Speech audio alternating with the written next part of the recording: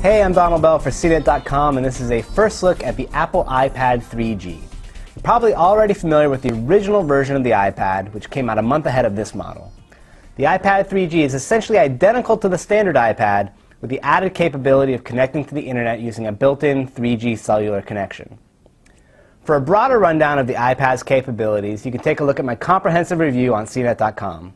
But for this video, I'm just going to zero in on the details that make the 3G model unique.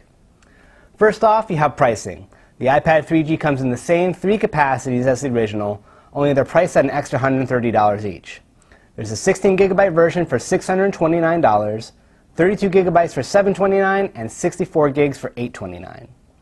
On top of that extra upfront cost, users also need to purchase a monthly data plan from AT&T, which you can activate directly on the device.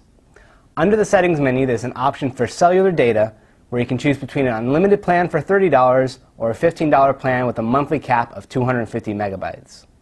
If you go with the capped plan, you can always buy more data as you need it. Now, just because you have the 3G wireless connection doesn't mean you need to use it.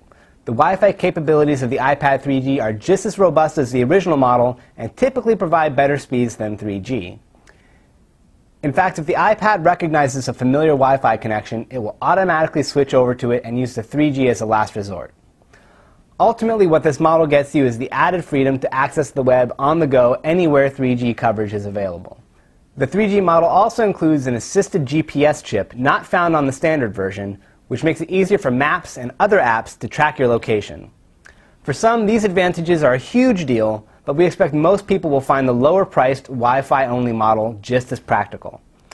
There are some other small distinctions on the iPad 3G.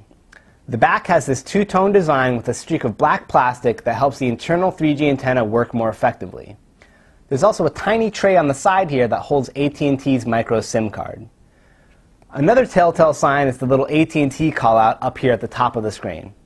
If you're using this over Wi-Fi, Apple rates the iPad 3G at the same 10 hours as the standard model. Surfing over 3G will knock you down to 9 hours, which is still exceptional for a device that is as light and powerful as this. So that's the iPad 3G, a more expensive, better connected fraternal twin of the original iPad. For CNET.com, I'm Donald Bell.